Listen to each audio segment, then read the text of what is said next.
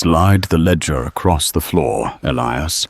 Then step away from the safe, the slick probate lawyer ordered, leveling a suppressed Glock 19 at my chest.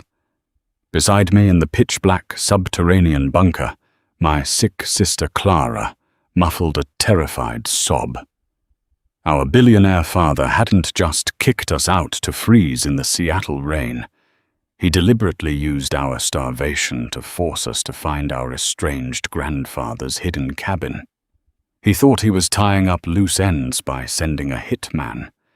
He had no idea that behind the massive Mosler vault door we just cracked lay a $3 million war chest and the exact documents needed to send him to federal prison for the rest of his life.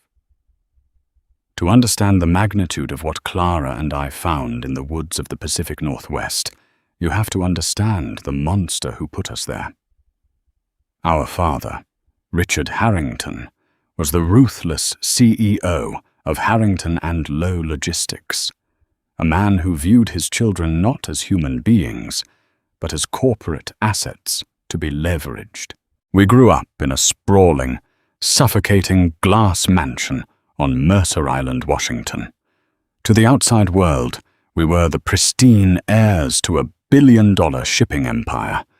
Behind closed doors, we were prisoners to a tyrant who dictated everything from the friends we made to the food we consumed. The breaking point arrived on the night of our 18th birthday. It was the 12th of November, 2018. The house was crawling with politicians, board members, and Seattle's elite. Richard had orchestrated the party for one singular purpose: to announce Clara's arranged engagement to Julian Sterling, the 30-year-old heir to a rival shipping conglomerate. Clara was a gentle soul, an artist who spent her days painting in the greenhouse, terrified of our father's booming voice. When Richard cornered her in his mahogany-lined study, holding the diamond ring Julian had purchased, Clara did something she had never done before. She said, "No." The slap echoed through the heavy oak doors. I was waiting in the hallway and burst in to find Clara on the floor, holding her bleeding lip, while our father stood over her. His face contorted in a mask of pure, unadulterated rage. I didn't think, I just reacted. I shoved the CEO of Harrington and Lowe backward, sending him crashing into his glass liquor cabinet. The sound of shattering crystal brought the estate security rushing in. "Get them out!" Richard spat, wiping blood from his chin, his eyes devoid of any paternal warmth. "They leave with nothing but the clothes on their backs. If they step foot on this property again, have them arrested for trespassing. They are dead to me." Just like that, our entire reality was erased. The security guards escorted us out into the freezing, torrential Seattle downpour. We stood at the edge of the iron gates, shivering in our formal wear, watching the warm glow of the mansion windows. We had no phones. They were confiscated, no wallets, no friends who would dare cross Richard Harrington. The next 6 months were a masterclass in human suffering. I managed to scrape together a few dollars working under the table at a rusted auto body shop in Tacoma, owned by a sympathetic mechanic named Bill Russo. Clara and I lived in the back of my 1998 Honda Civic, parking behind strip malls and sleeping in shifts to keep watch. The winter was brutally unforgiving. Clara developed a severe respiratory infection, her cough echoing violently in the cramped, freezing car. I was donating plasma twice a week just to buy her antibiotics from a sketchy clinic on 4th Avenue. I was failing her. I was failing my sister. And the crushing weight of our poverty was pushing me to the absolute brink. Then on a dreary Tuesday in April, the past reached out from the grave. I was changing a tire in Russo's garage when a sleek black Lincoln town car pulled into the oil-stained lot. A man in a tailored charcoal suit stepped out, looking wildly out of place amidst the grease and scrap metal.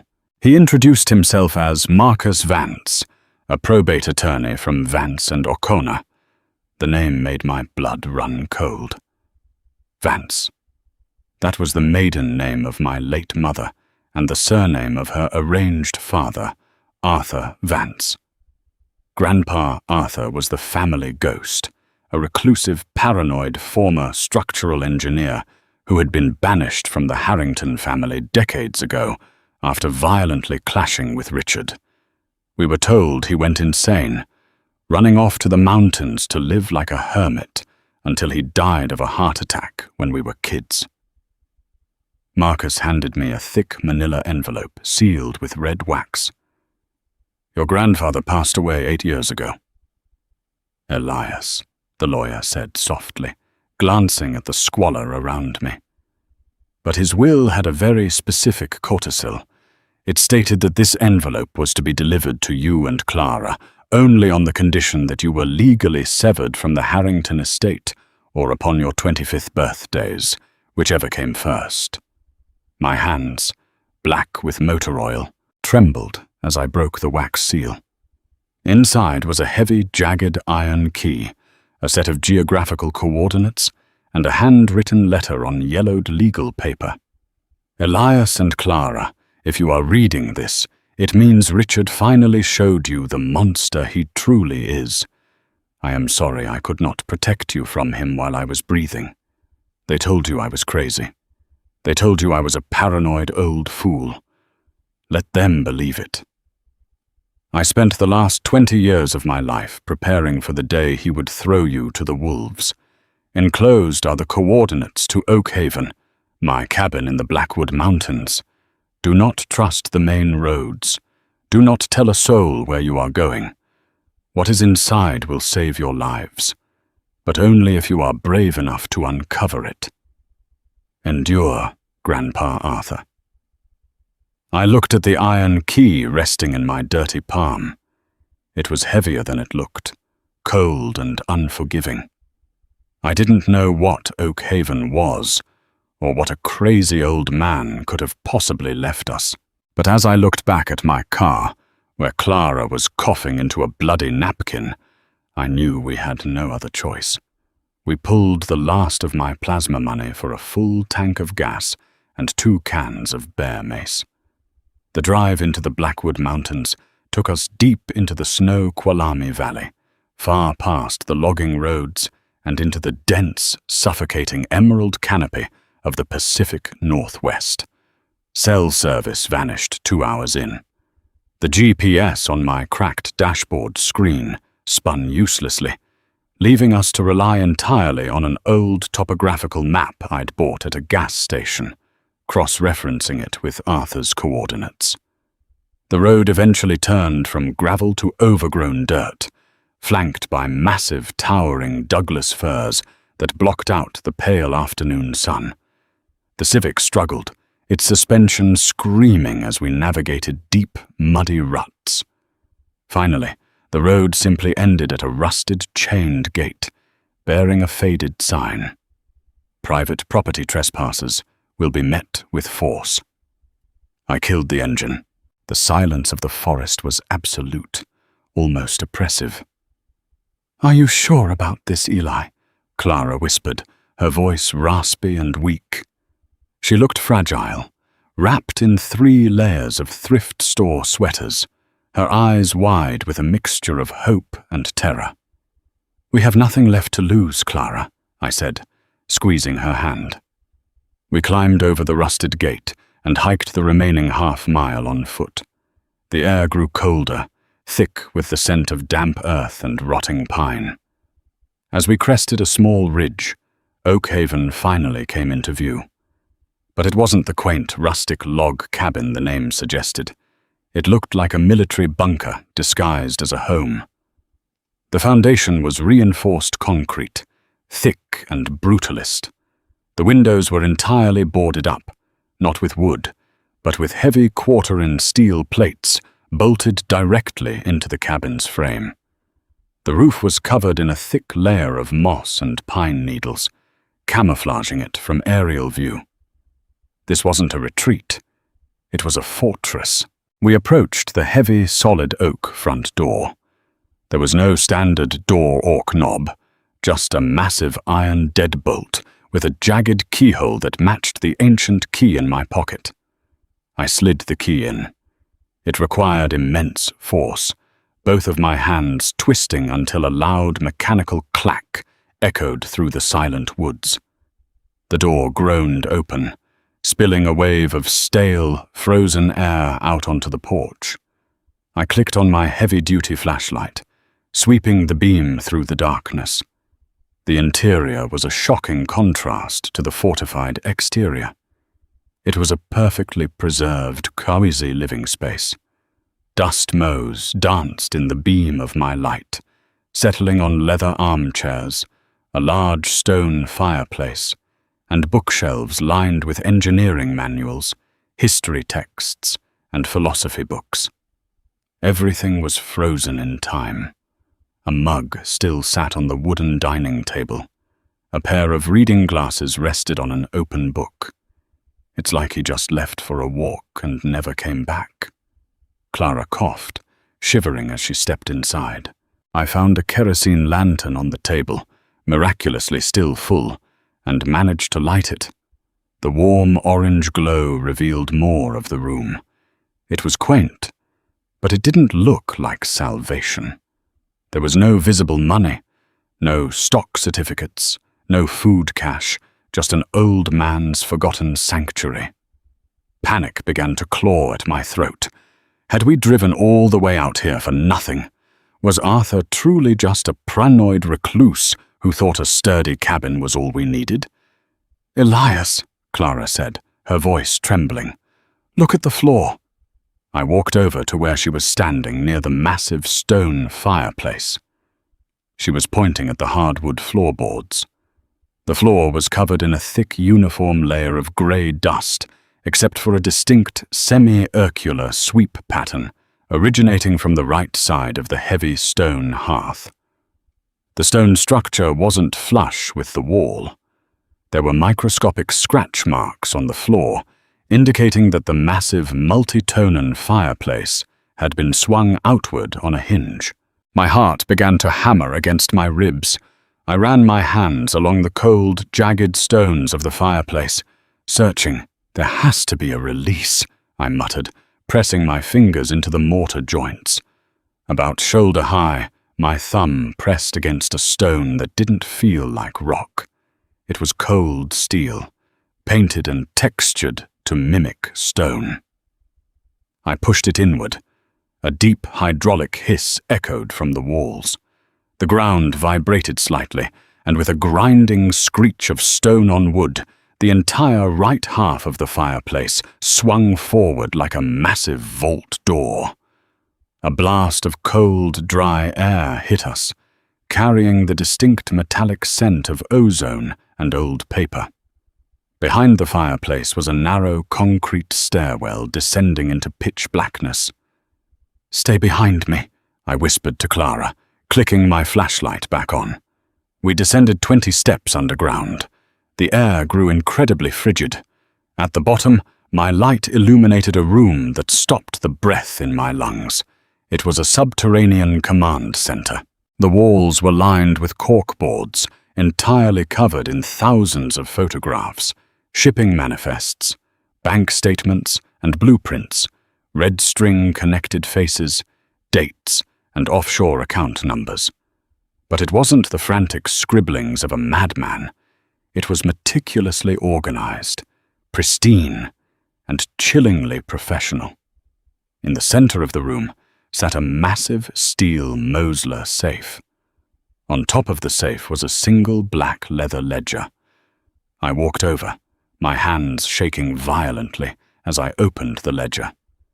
The first page was dated the 14th of July, 1999. The handwriting was sharp and precise. Richard Harrington is not a businessman. He is a butcher. The empire is built on blood, illegal arms trafficking, and the systemic exploitation of vulnerable ports in Southeast Asia. I have spent 12 years gathering the proof. They think they silenced me, but I have documented every transaction, every bribe, and every murder. If my grandchildren are reading this, Richard's time is up. The safe contains $3 million in untraceable bearer bonds to keep you alive. The ledger contains the weapon to destroy him. Clara let out a choked soar, leaning against the cold concrete wall. We weren't just disowned heirs anymore. We were holding a loaded gun to the head of a billionaire tyrant.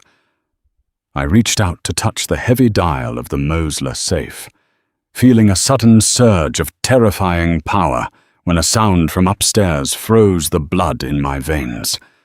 It was a heavy footstep. Then another. Someone was walking across the floorboards of the cabin above us.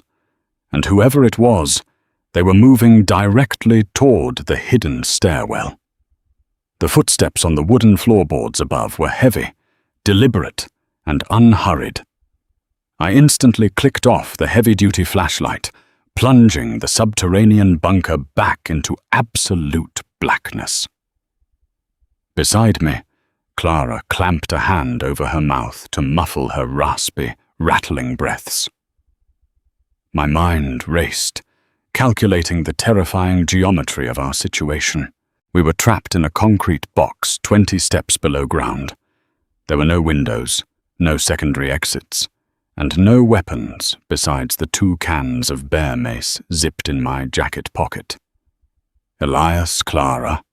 The voice drifting down the stairwell was smooth, calm, and dreadfully familiar.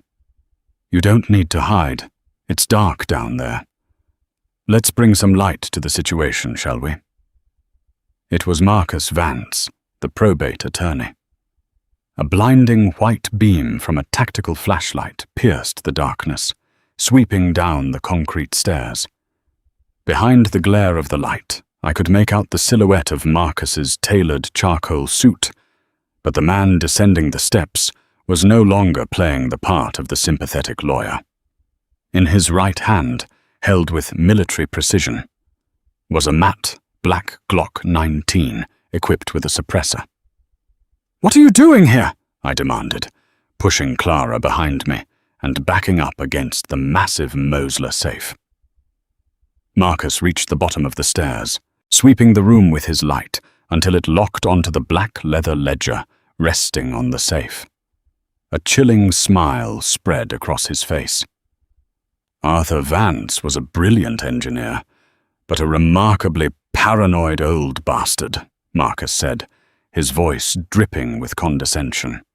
For 8 years, your father knew Arthur had compiled a burn book, a ledger containing every dirty, bloody secret Harrington and low logistics ever buried. But Arthur hid it well. Too well. We tore his old apartments apart, bribed his former associates, even dug up his backyard. Nothing. Marcus took a step closer, keeping the gun trained squarely on my chest. Then your grandfather's will activated. The trigger condition was genius. Really? The coordinates to this bunker would only be released to you two if Richard legally severed you from the estate. Richard didn't want to disown you, Elias. He had to. It was the only way to bait the trap and force the lawyers to hand over the map. I just let you do the driving. The realization hit me like a physical blow. The brutal disownment, the freezing rain, the 6 months of starvation and misery. It wasn't just punishment for Clara defying him. It was a calculated psychopathic chess move by our father to use his own starving children as bloodhounds to sniff out the evidence against him. "Richard is waiting for my call," Marcus said, extending his left hand. "Slide the ledger across the floor, Elias, then step away from the safe." "And what happens to us?" Clara asked, her voice shaking violently.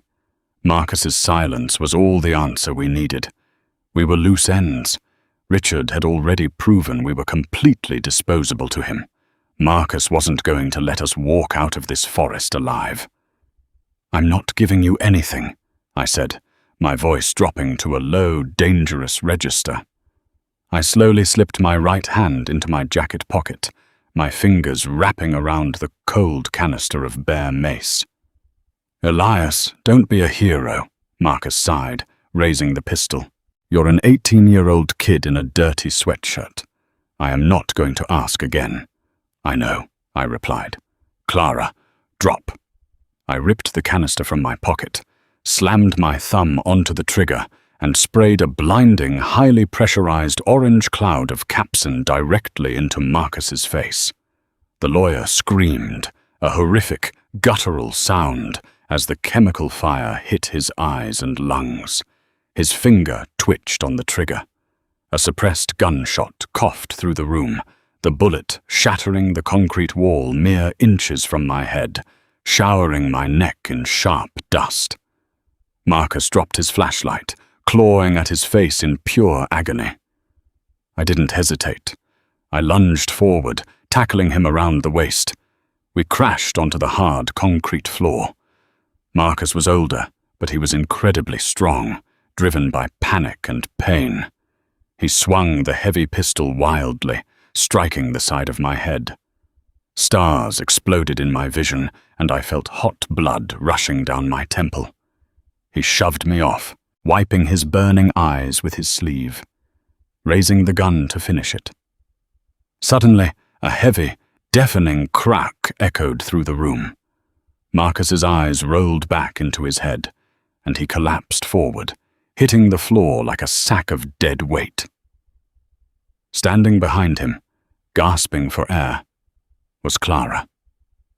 She was holding a heavy cast-iron bookend she had grabbed from the grandfather's desk upstairs. Her hands were shaking, but her eyes were like steel. "Tie him up," Clara panted, dropping the bloody iron block. Now we stripped Marcus of his belt, his tie, and shoelaces, binding his wrists and ankles tight enough to cut off circulation. I dragged his unconscious body into the corner of the bunker, stripping him of his gun, his car keys, and his cell phone. With the immediate threat neutralized, my hands trembling from the adrenaline and the bleeding gash on my head, I turned back to the massive Mosler safe. The letter said, "3 million in bearer bonds," I said, my breathing ragged. "But we need the combination."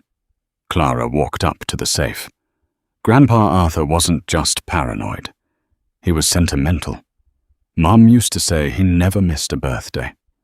Even when Richard banned him from the house, he'd leave gifts at the gate.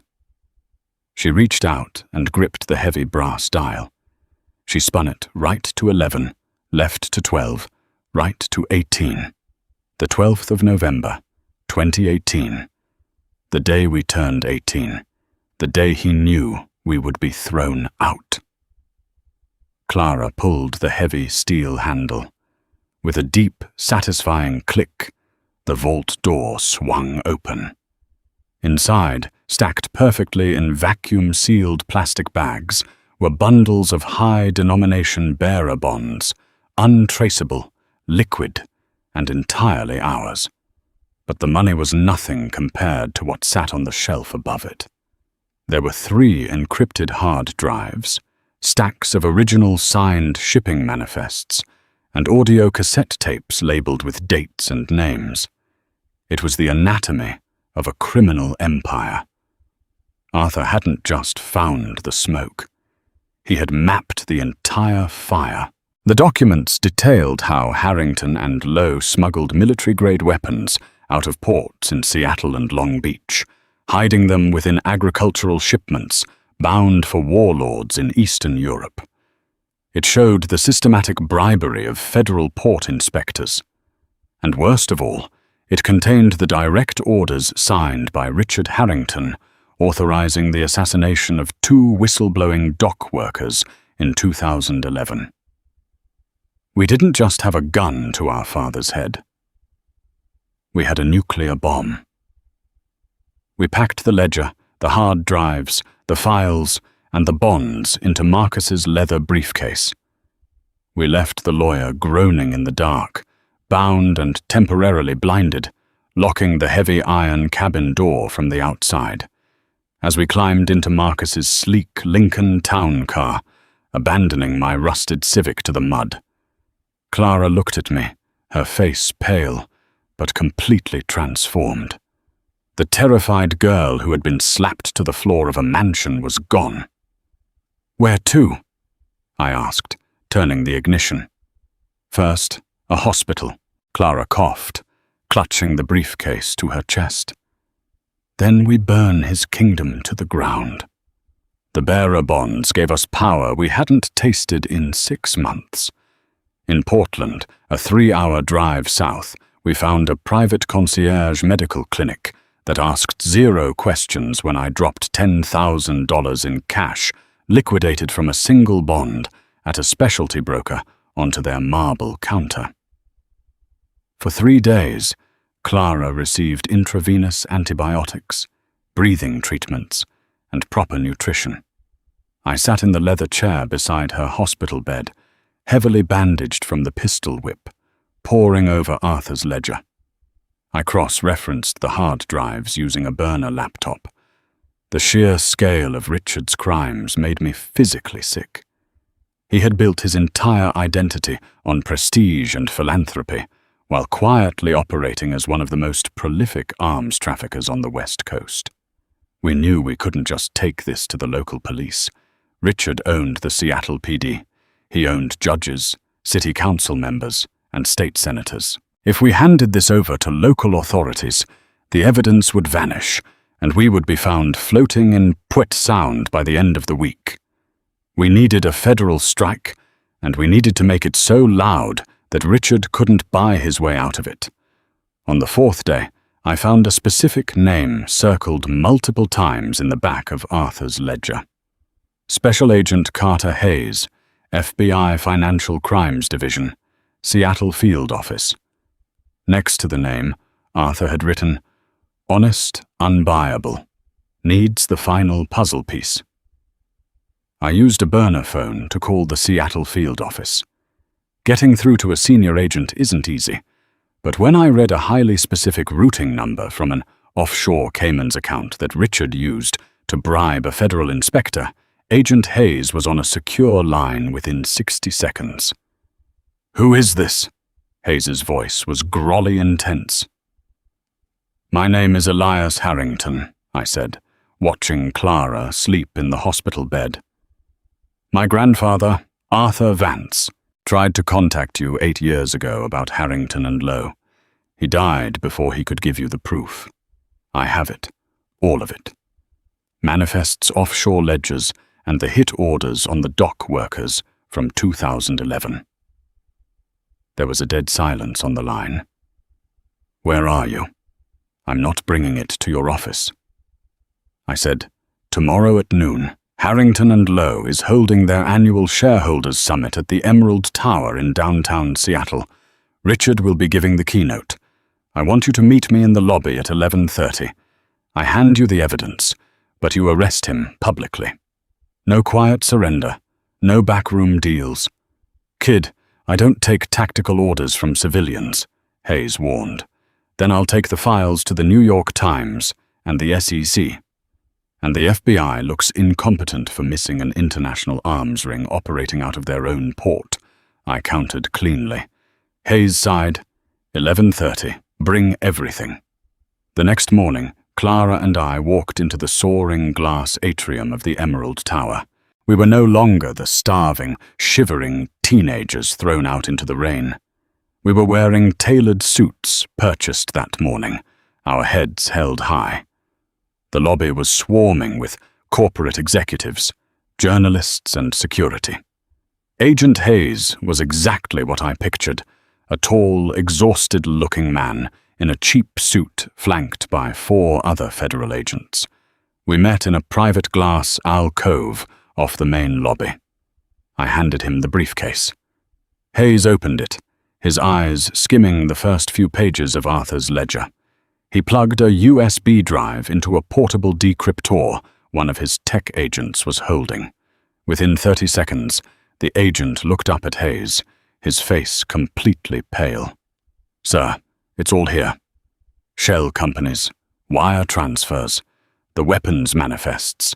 It's a direct match to the blank spots in the 2011 RICO investigation." Hayes snapped the briefcase shut. He looked at Clara and me, a mix of disbelief and deep respect in his eyes. "Your grandfather was a hell of an investigator. Stay behind us." The doors to the main ballroom swung open. Inside, 500 of the wealthiest investors in the Pacific Northwest sat at banquet tables. At the podium, illuminated by spotlights, stood our father. Richard Harrington looked invincible.